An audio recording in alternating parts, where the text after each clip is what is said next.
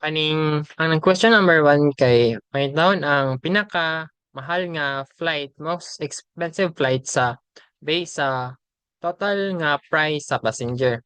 So atong buhaton kay atong rang i-kuha ng flight ID tapos ang mga maka-affect sa price sa mga sa money.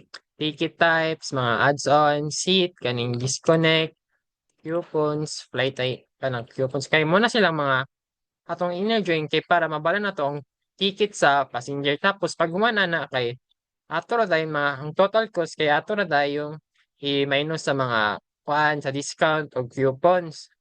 Kanang total amount kamo na siyang after nga dana ang kuan ang total jud sa nga discount para magkuha.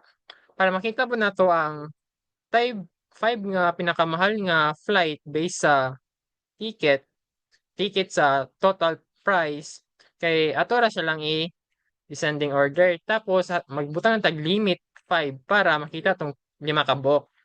Sa pag create view kay magkuha lang kag create view kanang question 1 kay question 1 akong ibutang as tapos mo rin code sa SQL code para makita lang na kung pagkuha ng run i-kuha na nato i-click, pakitaon tapos sa start procedure kay magkuha lang ta.